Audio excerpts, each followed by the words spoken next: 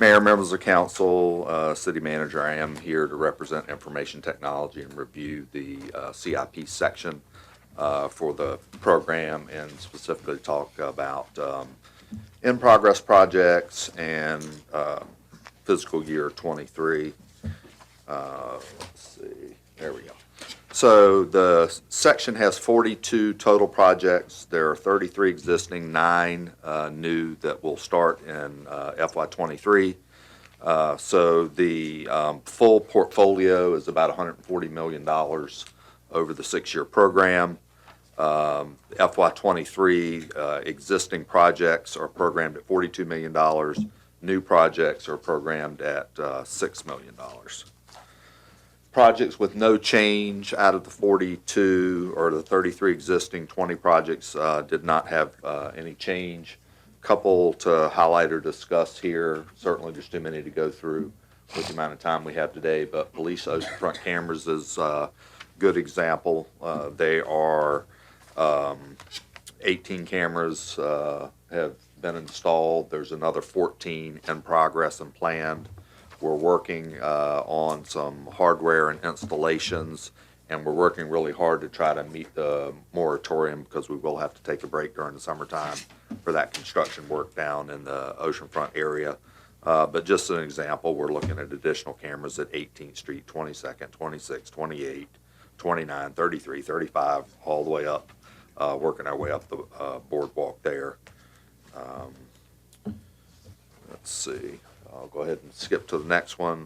Police radio encryption, that particular project's in progress. We've got infrastructure being installed, so that's underway.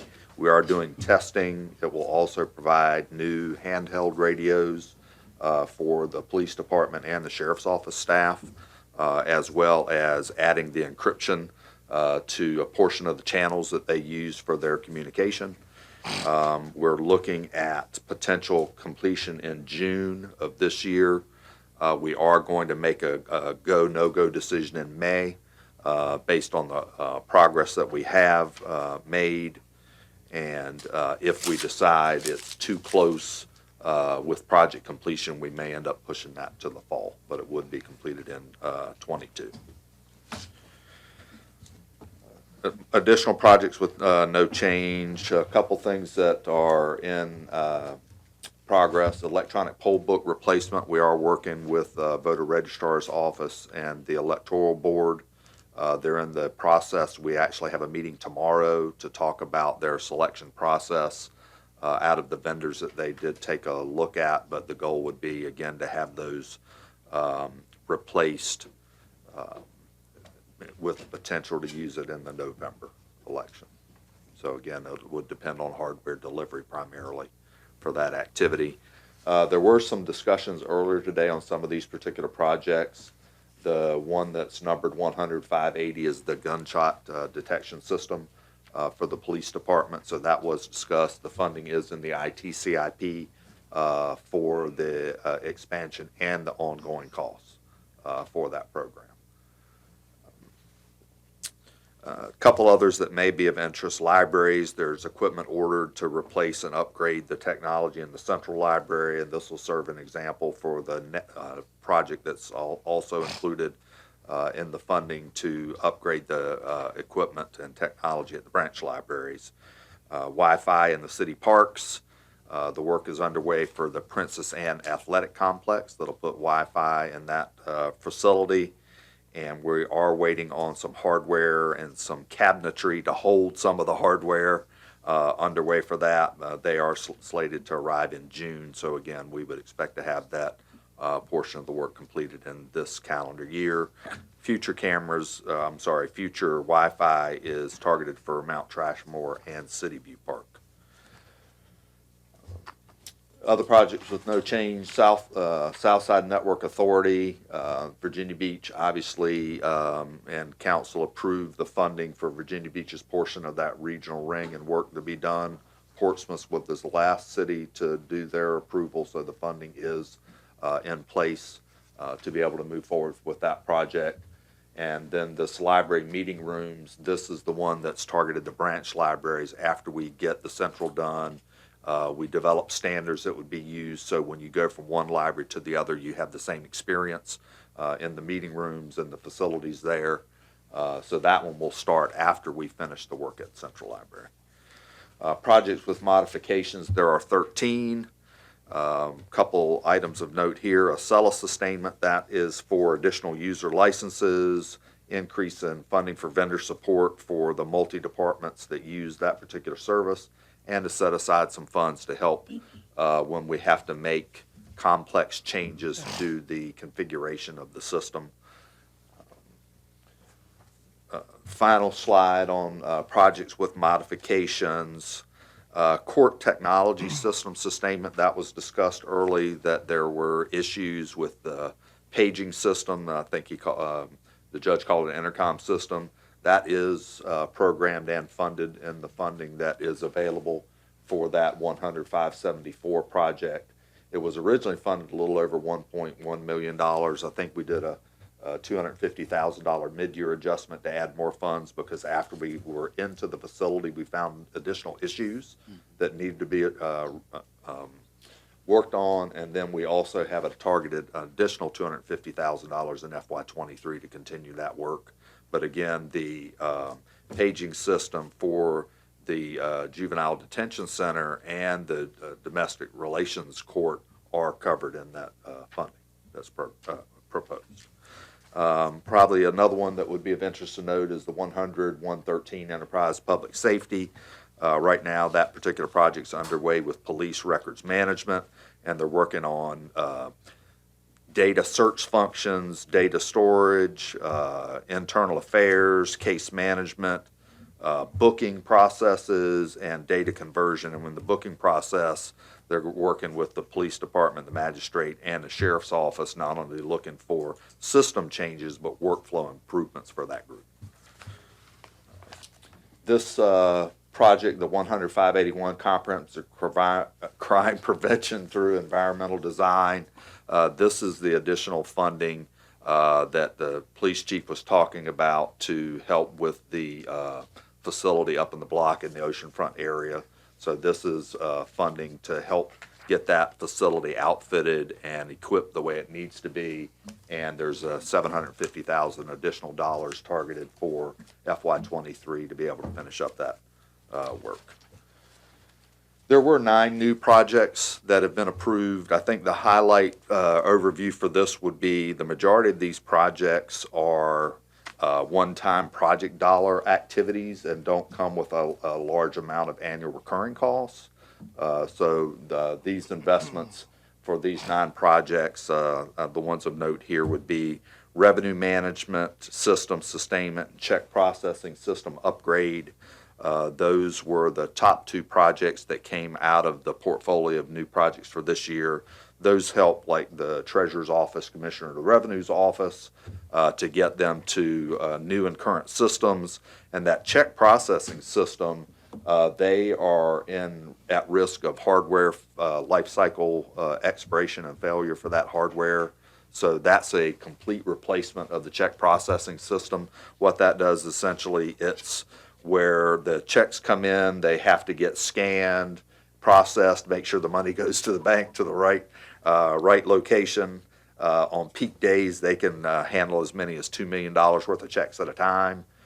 So they're not only going to get a brand new system, but they're going to have redundancy in the system that will help them not suffer if one set of the equipment's not working at that time. A couple other things of note: Human Services Evidence Management System.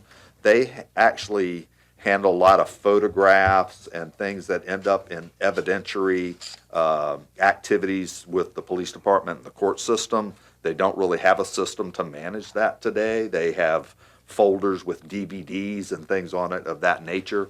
So they are going to invest in a system similar to what the police department uses, so that and by using it in that same system, we would be able to take that evidence, and when it needs to move through the chain, it can move through the chain and not have to be manual processes to get that work done.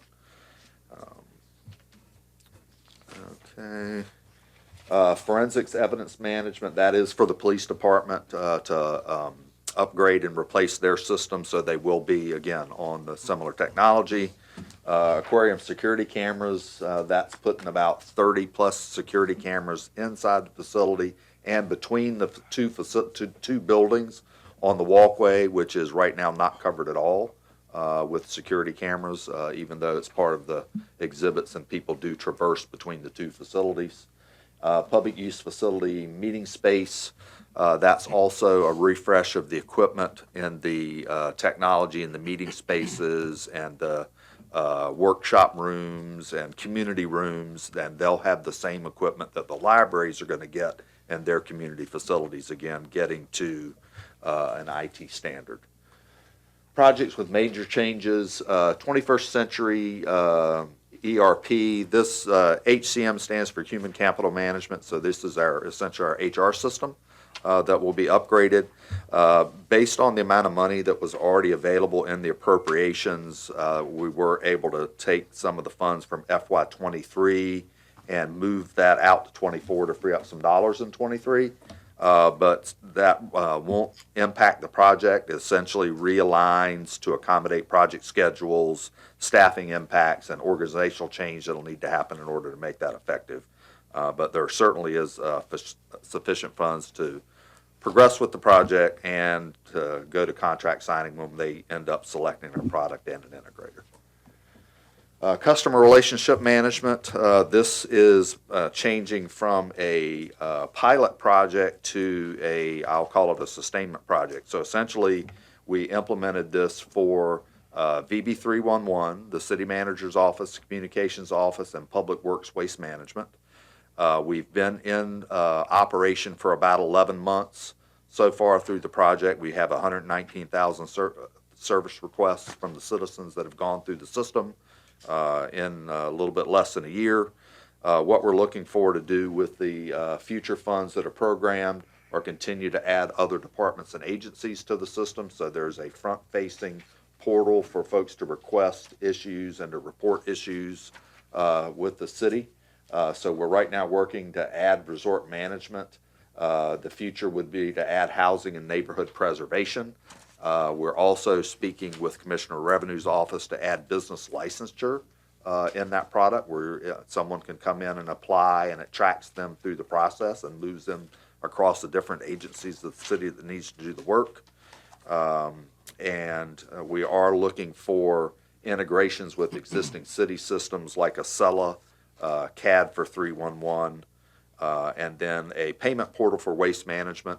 Waste management, the way you can pay them for your yard debris trailers. If you're going to do a yard debris trailer rental, you have to send them money or take them money. So the goal again is to stand up a payment portal so you can not only sign your yard debris trailer contract, but you can pay for it online. It'll automatically schedule it for the next available date, and really to automate some of their back-end processes for Public Works.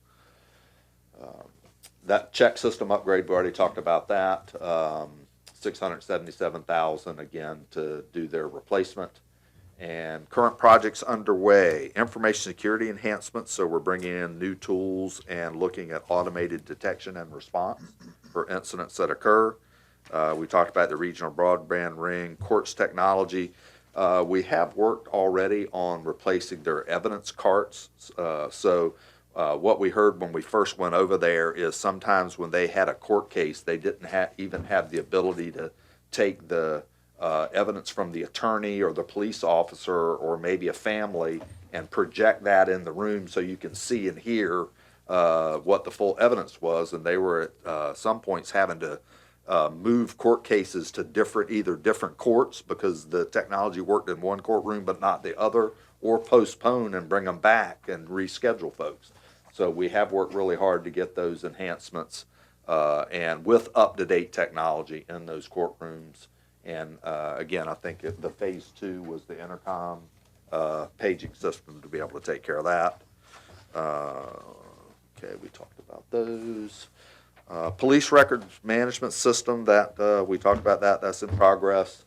As part of that larger enterprise public safety project, mobile policing is included, and Chief Newdigate did talk about that in his slides earlier, but e-ticketing is going to be implemented this year, crash reporting, citizen engagement, Right now, the e-ticketing, I think the chief did mention the contract is approved, and we'll have that finished in late calendar year 2022.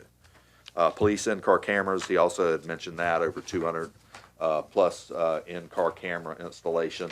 I think he said we were about 50% complete. I actually believe we're about 80% complete, and the target is to have it done at the end of April, early May. Hey, any questions, John? Well, I'm glad to hear, since 10 years since I came back on council, we're finally getting the e-ticketing. It's been a long, long journey.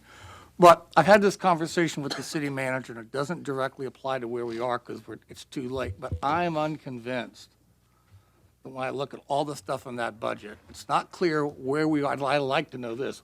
How much of this is on the cloud, and how much have we chosen because we have security concerns to have it for ourselves, because we know from public documentation, newspaper, CIA, Defense Department has much more sensitive information than this on commercial cloud services. So if we aren't all on cloud, then we've got the wrong strategy. That's number one. But looking forward, as we get here, we have to be looking at, is this a business we want to be in? I appreciate that we're using all cash in the CIP. That makes good sense, because these are rapidly depreciating. So when you say there's no annual expense, there's an annual depreciation expense, and the software usually somewhere between in the 6 and 8 year period on most cards, they're done. So unless you bought advanced cards and stored them, you can't buy the card unless you pay someone to make it. And generally speaking, it forces you to upgrade like your phone, right? So we really ought to have even if we don't put real money in it, we ought to be very conscious of the depreciation expense that is going with our IT systems, because it's a real expense item. It's a future bill, and we got to be thinking about it during every budget cycle. Do we want to reserve money for capital replacement? That's my thought. The other point is, I've noticed we have several different pieces of ERP, but there are EIPs that is everything. And I'm not so certain. It looks like we've taken this vendor's producing that, and that's going to be proprietary, which comes with any, and then you got another piece over here is doing a financing, and this is different. But there are ERP systems that are holistic, that cover the whole gambit. So as we look, this is too far along to change, but it'll be here sooner than you think that we'll be re-looking at this again, and we ought to be thinking of a different approach. The Department of Defense contracts out all their IT support. And I think is this something we want to stay in the business because it sucks up executive bandwidth? You don't own the phone company, but you got your cell phone, right? All we want is the service. We don't have to be the provider. So I think we have to be thinking as we're executing this, where do we want to go next? And it was unclear reading through the write-ups that we have a true configuration board for all these systems. And who ultimately vets the requirements? Because I would think if you were doing that, some of these things that are over here we're moving should have been built into the other system from the start. I realize we're in the infancy and we've really changed our leadership and approach with IT, which is great. I compliment you on that. So these are all not a negative of where you are, but observations of what we need to be thinking about as we move forward. So we can, because these are some big bills. We have some big licensing, and every of these systems have their own licensing. With ERPs, you have one kind of license. So we ought to be looking for how do we migrate out of our licensing costs, or more effectively have licensing, because that adds up over time. But those are just observations, Mr. Mayor. Okay, thank you. Aaron? Thank you, Mr. Mayor. Members of council, city manager, if I see Peter Wallace is in of our room today. Peter, can you come up here as well?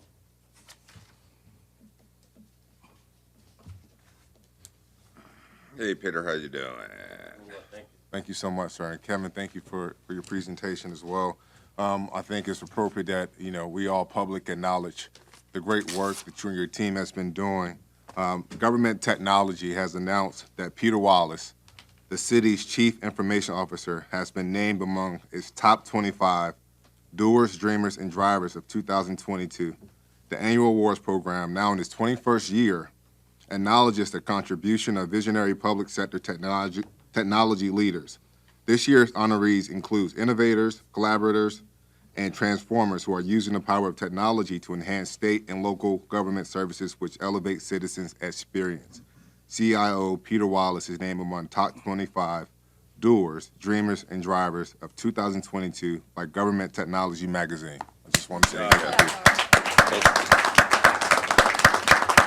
Beyond well-deserved. Thank you, I appreciate it, all the accolades, but again, it's the staff and for what you do here as well. Thank you. thank you, Peter. Thank you. My guess is they said top 25, but you probably won. So good job. Absolutely. All right, great. Any other questions? Hey, thanks a bunch, and all things considered, we can't run a government without you, can we? Thank you. Really appreciate it. Thank you, guys.